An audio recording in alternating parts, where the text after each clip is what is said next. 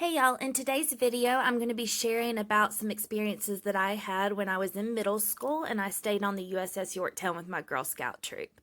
For those that don't know what the USS Yorktown is, it's a U.S. military aircraft carrier that was commissioned during World War II and is now used as a naval museum in Mount Pleasant, South Carolina, which is off the coast of Charleston, South Carolina. So before we get into a little bit about the experiences that I've had on the Yorktown, I'm going to tell you a little bit about its military history, kind of set up why it is such a haunted place, and tell you a little bit about some experiences that others have had besides myself. The Yorktown is one of 24 Essex-class aircraft carriers that were built for the U.S. Navy during World War II. Construction for the Yorktown started in December of 1941 and was completed in January of 1943. The ship was named after the Battle of Yorktown. It is one of 5 ships that has been named for this battle. It was originally not supposed to be named the Yorktown, but once its predecessor was sunk or destroyed during the Battle of Midway, the Yorktown received the name the USS Yorktown. During her years of active military duty, the Yorktown participated in several campaigns. She not only served during World War II, but she also went on to later serve during the Korean War as an attack carrier and then became an anti-submarine carrier used in the Pacific during the Vietnam War. She received a total of 11 battle stars and the Presidential Unit Citation. On December 27, 1968, the Yorktown had the honor of being the one to pick up the Apollo 8 capsule when it and its crew returned to Earth. This was the mission that was the first ever to orbit the moon. The Yorktown was finally decommissioned from active duty in 1970 in New Jersey. In 1975, it was towed to Point Pleasant, South Carolina, which is where it sits today at Patriots Point. So as you guys can probably imagine, during all these years that all these soldiers spent on the Yorktown during active battles, all the way from the 40s up until the 70s, there were so many that lost their life. Some that were probably very sudden during battles, also those that maybe were very violent or painful. So as you guys can imagine, when things happen like that, spirits tend to be confused. There tends to be very high numbers of active confused spirits or just spirits going throughout their routine when they're in an environment like that. So the area where the Yorktown finally ended up outside of Charleston, South Carolina, is known to be one of the most haunted in the U.S. Charleston is a very old southern city. It's actually known as the Holy City because of the number of old churches and graveyards that are present in it. When my husband and I got married in 2014, we actually went to Charleston for our honeymoon and spent a lot of time just walking around the city, enjoying the old architecture, the buildings, the churches, the graveyards. Probably spent a little more time in graveyards than what the average person would do on their honeymoon, but we really had a good time looking at the history. A lot of paranormal investigators and believers believe that water attracts spirits, that water is a natural element that is a conductor for energy, which we know, and that these spirits can feed off of this energy. So it would make sense that port cities like Charleston would be more haunted. Not only is it a very old historic town, it just has that element going for it as well. Now, the Yorktown itself, being in Charleston, I don't know if that affects how haunted it is. You can assume that it probably would a little bit attract more spirits than maybe what it would even have from the soldiers and from its time in war. At Patriots Point, where the Yorktown is, it is a naval museum, so it's not the only ship present. There is also a destroyer and a submarine that both have their own individual history and their own individual spirits. So now that we've kind of set the scene for our story, let's get into the good stuff.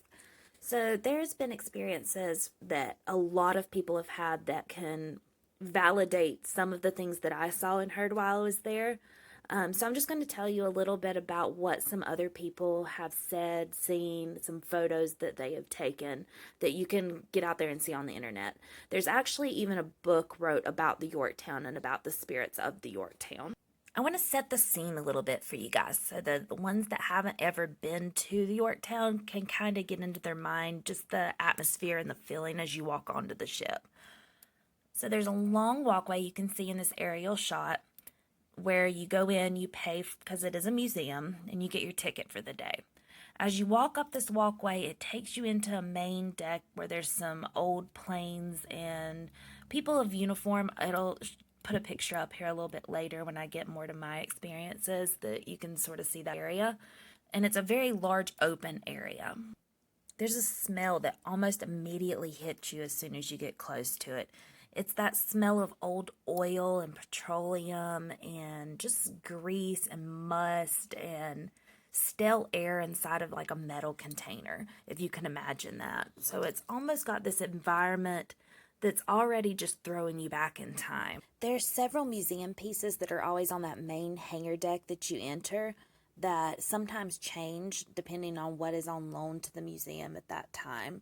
So that can change up a little bit. So there's pieces that are bringing in a history of their own and maybe possible spirits that are attached to them, not just to the ship. There's been several different paranormal groups that have done investigations on the ship over the years, and there's also been a lot of just people that have toured the ship, or as in my case, Girl Scouts or Boy Scout troops that have spent the night on the ship that have had experiences of their own to share. A lot of these experiences include seeing apparitions of men in uniform, hearing disembodied voices, footsteps banging, shadow figures, and a lot of things that have been caught on tape or video as well. This photo that I'm getting ready to show you was taken by a man who was investigating and touring the ship. His name is William Butterfield, and he took this photo in August of 2008 in the radar room. He was the only person in the area when this photo was taken. There was no mannequins in uniform or anything like that, and this is not his image. As you can tell sort of on the glass or the screen that's covering the room, there appears to be a man in uniform, period uniform, reflecting back.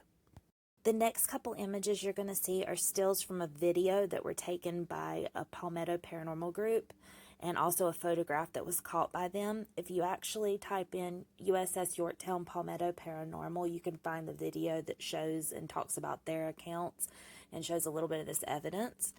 The first video is actually caught by a younger girl investigating, and as you can see in the red circle, it looks like a man. I don't know if he's floating or if it's just a very tall man, but you can see an outline of a humanoid figure. The image that's on the screen now is actually a still from a video that they caught. If you look inside the red circle, it looks like a leg, and then above that circle, you can almost see a little bit of the head, a see-through look. The reason why the photos are green is they were actually using a light grid. You guys may be familiar with those. They're used a lot during paranormal investigations that just projects dots onto a wall or an area that you're investigating. So if you're filming and you see the lights move, you know that something has passed in front of them. Now these 2x2 images here, you can see that the first one that's going to be on your left is actually the second image that they caught on their video that allowed them to go back and look and find the one that I just showed you up close to the right. So they saw this figure here. To me, it almost looks like it could be a nurse, not necessarily a man or a soldier, but then the one that's on the right looks a little bit like it could be a soldier. I'm not sure which wing they were in when they caught that. The crew from Ghost Hunters actually went to the USS Yorktown in 2012 and did a full investigation. Some of what they caught during that episode were door slamming, disembodied voices, and shadow figures. If you guys want to look up that video or that episode and check that out to see a little bit more of it, I would highly recommend doing it. It's just a really interesting place, and to see professionals like them either find evidence or debunk evidence, which I feel like they usually do a really good job at not overly sensationalizing things that they catch. They go and they find out what it could have been and investigate a little bit deeper before they actually announce it as paranormal activity, which I really appreciate. Last experience that I'm going to tell you about before we get into mine is that of a Boy Scout troop. It was a group of them together, so not just one individual that saw this. They were there for an overnight, and it was a cold evening. They looked over and saw a group of apparitions, not just one apparition, but a group of apparition in traditional sailor uniforms. On that same overnight trip, one of the boys from the troop witnessed a series of eerie red lights emerge from below the surface of the harbor. So this was in the 80s. This wasn't like the technology that we have now in 2020. Random lights are not going to be as easy to fake back then as what they would be now. Yes, there was flashlights, there was laser lights, but there wasn't quite the level of electronics that we could use to fake things nowadays. Okay, now we're going to get into some of my experiences. I know it's taken us a little while to get here, but I also realized that it's such an amazing place where a lot of people have experienced things. I just wanted to give a little bit more point of view than just my own for this video. I went to Charleston a few times as a child on family vacations, so this wasn't the first time that I had actually been to the Yorktown Museum, but this is the first and only time I've actually stayed there overnight. So the Yorktown is available for scout troops and groups to stay, I believe 2 nights is the maximum. You can either pick 1 or 2 nights depending on the package, and my troop stayed for 2 nights. It's not been altered. There isn't these big fancy hotel rooms or guest rooms or anything like that. You are literally staying in the bunk rooms that the soldiers used and using bathrooms that the soldiers used. There's very little that has been done to it since those times. So when you first arrive, you have to park in the same guest parking where the museum guests park, kind of a little ways away from the waterfront. You go, you check in, and you have your suitcases and your sleeping bags because there's no sheets, no accommodations, no pillows. You got to bring stuff just like when you're camping, which is fine with me. I love camping, but it wasn't much sleep going on this trip. So when you enter into the same hangar area that I talked about earlier that's on the main deck. After that, they take you up to where you're going to be staying and you're allowed to put your things into your bunk room. I was looking for photos trying to explain to you what our bunk room looked like. I found a few from scout troops, and these are some of the bunk rooms that people stay in, but I couldn't find the exact one that we stayed in. It was a little bit different. So in these photos, you can see that the bunks are 3 to 4 high and on chains. They're sort of narrow bunks. I don't know if the area we stayed in was more for higher up officers or people that were not just basic, lower level soldiers that had some sort of rank, because the area that we were in seemed to be a little bit nicer than some of those. This photo here, as you can see, these are bunks that were used back then, are being used today. But if you can imagine, when you walk in our room, it's still a big, long, open bay, almost like a dorm. But there's these lockers, and the lockers sort of section the bunks into units of 4. So you have 2 bunk beds, 4 beds in each little locker unit. So it's still open area. You can see everybody, but you sort of have little cubbies that you're staying in. And that's the area that my troop stayed. There was only one other troop that was staying there at the same time as us, and it was the Boy Scout troop, or a Boy Scout troop. And they were on a completely separate area from us. If you're in that main hangar area, our area, you walked up a ladder on one side, and the boys, you walked up a ladder on the other side, and they were going to a completely different deck than what we were. And the areas that you stay in are not open to the public. They're strictly open just to the troops or the groups that are staying the night. Just to cut in briefly, if you hear weird wheezing noises, one of my cats has made his appearance in this video again, different one from last time, but a lot of my pets are rescues and he has some medical issues, so he breathes pretty loud. So just ignore the wheezing and snorting if you hear it.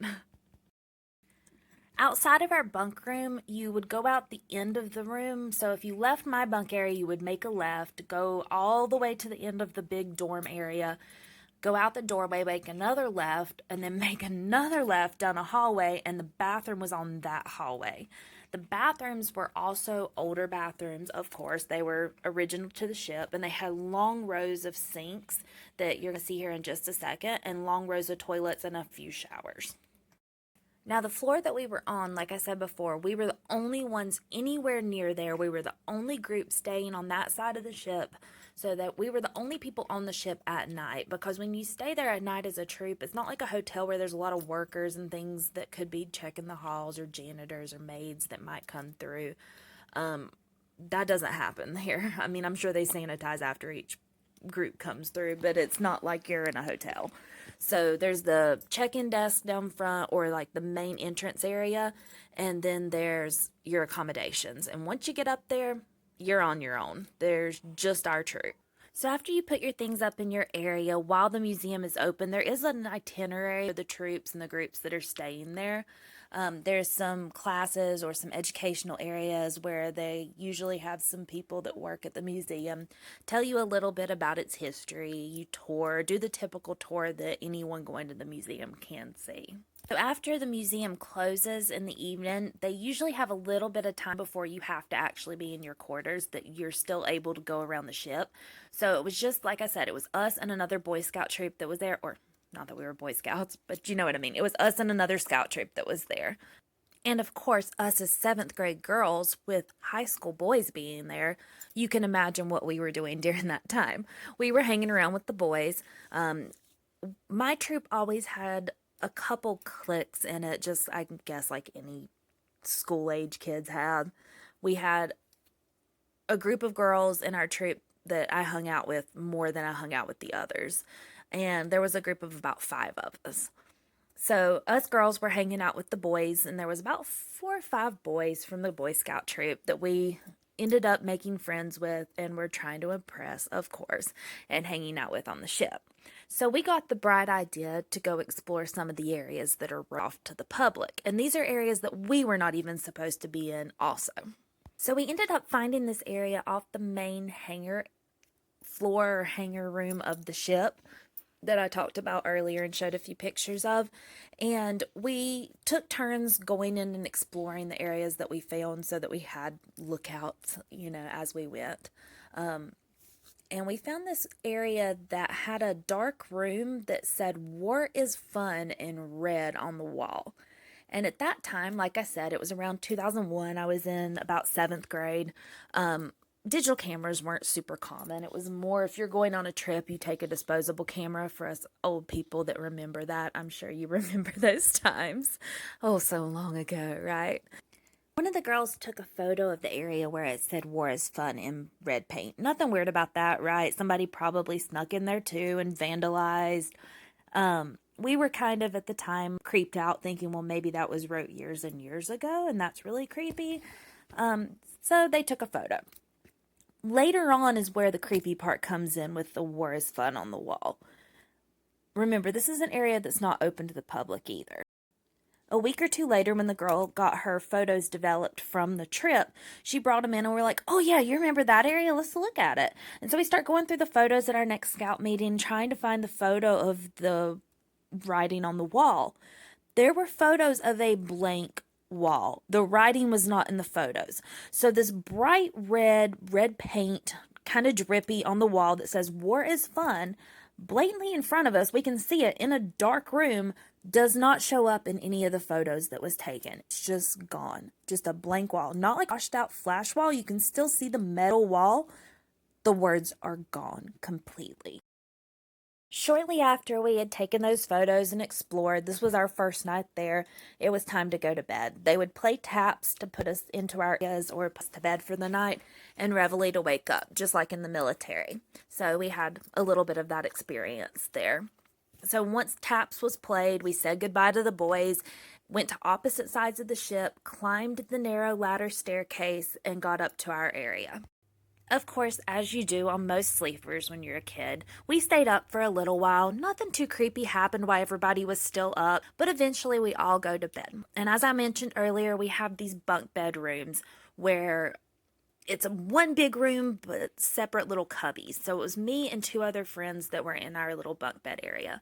One of those friends, the one that was on the bunk above mine, is actually the friend that lived in the house that had the poltergeist activity that I mentioned in the last video. So after going to bed, it gets dark, of course. It's late at night, probably, I would guess, around 12 to 2 a.m. roughly.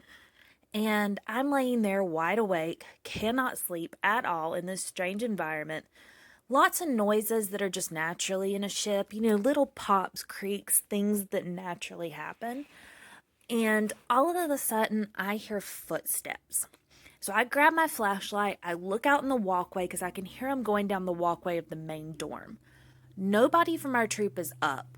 There might have been other girls awake, but no one is up walking. We are the only people in that room. It's a group of about 20 of us. We are the only people anywhere near that side of the ship. And I'm hearing footsteps go by me when no one is there. The footsteps walk all the way out in the hallway, out, make the left, make the other left, go down the hallway towards the bathroom, disappear. At this point, I know I'm not sleeping. I know I'm pretty much going to have a night of restless, no sleep, being scared out of my mind, and then a second night, because this was the first night that we were there. So I lay there awake all night long, terrified out of my mind, hearing footsteps all night long, checking, no one's there. Even footsteps up on the deck above us or the floor above us, no one else was staying on that side of the ship. There would have been no one up there. Eventually make it through the night, wake up, it's morning time, same routine, touring the ship, went out into Charleston a little bit, went out to dinner, came back, had a little bit of time to explore, not as much that evening as the night before. Didn't really see anything that we weren't supposed to or go anywhere we weren't supposed to that night. Just kind of hung out with the boys, you know. Taps is played, we go back to bed. Of course, by that time at bedtime the next night, I had told my friends about what I'd heard the night before. I've always been a really light sleeper when I'm in a place that I don't feel comfortable, if I even do sleep in it. Part of that, I think, just comes from the fact that I have always really felt vibes of places and vibes of people, if that's the best way to say it. I just get these energy feelings. A lot of people do. I feel like we all have the ability to be somewhat on the sensitive spectrum to things. It just depends on how open you are to it, on how much you can develop whatever sensitivity you may have. I feel like I've always just had a little bit more of a sensitivity to feelings, whether it's coming from a human being, an environment, a person, an animal. It's hard to explain. You may understand what I'm saying. I'm not sure. So taps is played. We all go back to our area, up the little narrow staircase, all the way back to our dorm area, and go to our bunks. And so this night, my friends, after being told what had happened the night before and what I'd heard, are wanting to hear, are curious, a little more scared themselves, wanting to see if we can hear or catch anything again. So they're all more high. So like I said, there was me and two other friends in our bunk area. I was the only one on the bottom. The other two were sleeping on the top bunks. Like you do as a child, everyone wants the top bunks, so they got the top bunks. So again, everybody winds down. We go to bed. We're laying in our bunks, and we hear footsteps. Now this night, the two girls that are in my area also hear the footsteps. Now being braver and having power in numbers, we decide that we're going to follow them and figure out where it's going, as long as it's not too far away from where we're supposed to be, right? We're only really supposed to be in our bunk dorm and in the bathroom, the big, long bathroom. So being as quiet as possible as to not wake our leaders, so they're not wondering where three of us are going in the middle of the night all together, because at this point it was probably between 1 and 2 a.m. We go into the bathroom.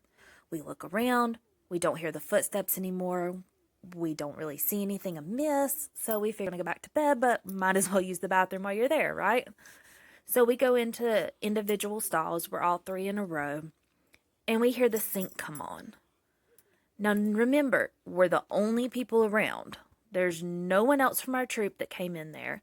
No one else is even up. And the sink is running. We hadn't even heard footsteps lead up to the sink at this point.